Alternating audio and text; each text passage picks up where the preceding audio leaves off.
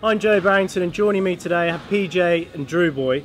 Now we're here for the 6th year running at Drexel University for the US Open. Guys, just looking at the top 10 rankings, you can't help in both the men's and the women's looking at the Egyptian dominance. In the men's, firstly, PJ, there's 7 of the top 10 that are Egyptian, and Drew Boy in the women, 5 of the top 10 are Egyptian. So, I mean, we've just started the season coming into it. I mean, looking at the draws we have here, firstly for the men's, PJ, I mean, surely Shorbagy's going to be still a very hot favourite from his form from last season, although he didn't have a particularly good run in Al Aram only 2 weeks ago. 2 weeks ago, yeah. No. I think it's, again, the dominance that we're seeing from the Egyptians is quite amazing, really. The fact that there's now 7 in the top 10. I don't remember a country dominating quite so much until I think it was the English maybe 15 years ago. But Shorbagy's got to be on paper the hot favourite. But there's so many players coming into good form coming into this tournament. We're now hitting the stride of the season. Players are looking to peak from this point in. Mossad has got some big points to defend here this year after making the final. But there's so many players in good form. You've got Gawad coming off the back of Al Aram, Nick Matthew coming off the back of injury. Gaultier looked very, very sharp in San Francisco just 10 days ago. Again, it's another absolutely thrilling lineup, I think. And just crossing over onto the women's, I mean, also in Al Aram, we were commentating both the men's and the women's there, and Shabini El Walili's dropped back down to, I think, 5 in the world. She's won Al Aram. She's coming into this obviously supremely confident from winning Al Aram at the Pyramids. But I mean, Laura Mazzaro, you can't ever write her off. I mean, she does pull out the results. She's got a great track record here at US Opens as well. Yeah, I mean, she's the defending champion, isn't she? She obviously won in San Francisco last week. She also won in China, didn't actually play Al Aram. So she's going to definitely fancy herself. She's going to want to perform well here. I think the key with the women's is that you've got 8 players that can all beat each other at the moment. You saw Nour El Shabini start 2016 with a win at Tournament of Champions incredibly well, and then went on to win a British Open, a World Championships. But then she's been vulnerable since she's got that world #1 spot. So she's had a couple of losses, not early losses, sort of semis and finals, but she has had losses to El Walili. Obviously the World Series Championships or World Series Finals in Dubai, where Laura Mazzaro won that as well. Nour El Shabini didn't win it, losing in the semis. So there is that vulnerability there, but there's also the dangerous Nour El Tayeb who can get wins. Amanda Sobey destroyed Nour El Shabini in Hong Kong in the semi-finals. I mean, that was and she's on home soil here. She's going to get a massive amount of support you'd expect in her own, basically her own backyard, Sobey. So that's also going to add to the mix, isn't it? Yeah, I think so. And the fact that she's now been in 2 World Series finals as well, Tournament of Champions in 2016 and Hong Kong. Yeah. I think that's going to really sort of boost her confidence, and she's going to have that self-belief. So she's going to come into an event like this really thinking that she can win. So I think that, you know, there is an Egyptian dominance, but there's also players that are very dangerous that aren't Egyptian in the women's game. You know, Camille Serm, Laura Mazzaro, Amanda Sobey, Sarah Jane Perry got a win over Nicole David. You can't discount Nicole David. That was in Al Aram, yeah. Yeah, so you can't discount Nicole David either. She's always there or thereabouts. She's been losing out in the tight matches, but I think it's very exciting in terms of the players that can get big wins against the top protagonists. Absolutely, and then we go back to the men's. Just looking at the draw, when that draw came out, there was some real oohs and ahs. You mentioned him earlier. He's got a lot of points to defend from last year. Mossad, who reached the final, and he's got James Willstrop, who got to the final as the wild card in San Francisco.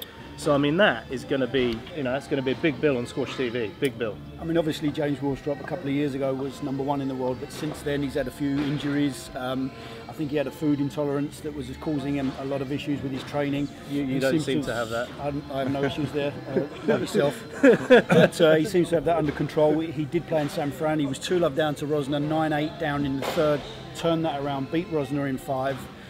Physically didn't quite have enough against Gaultier in the final, but he's starting to look like his former self.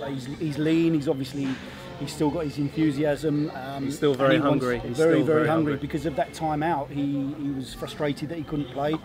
He knew that he still realised that he loved the game, and he's back to his best form. I think that's, for me, is going to be the match of the tournament, or the match of the first round especially. He was moving well in Hong Kong as well. He's lost some weight. He looks trim. And he was covering the front of the court better than I've ever seen, actually. So, really? Yeah, that's a big statement. Well, that's going to be exciting. And obviously his accuracy second to none. Well, so, he's the marksman, isn't he? Yeah. I mean, he's the marksman. And we can't not help mention the absence of Ramir Shaw, winning in Hong Kong, the first World Series event of the season. This is the second. He's not able to play this one. And then Nick Matthew, who's come off an injury scenario. I mean, San Francisco, I saw that result where he lost to actually a very informed Gregoire Marsh. Yeah. But Matthew losing 3-love to anyone is quite an odd result for me, because if he's ever going to lose, even if he's not 100%, he will fight to the bitter end. Sure. So Matthew, the stubborn character that he is, I mean, it's a quick time for him to have to back up though. San Francisco wasn't that long ago, so he's going to have to be on his mettle in the early rounds as well.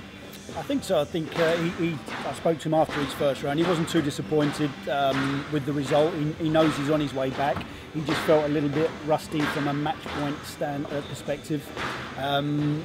He's the ultimate professional, isn't he? He would have gone away, he would have got some court time under his belt, and he'll be just as hungry as ever coming into the US Open. But let's also not forget a couple of the up-and-coming juniors. You've got the likes of Kasuki, you've got Diego Elias, who had another great tournament in San Francisco. Farag, Ali Farag, obviously. So again, it's wide open here.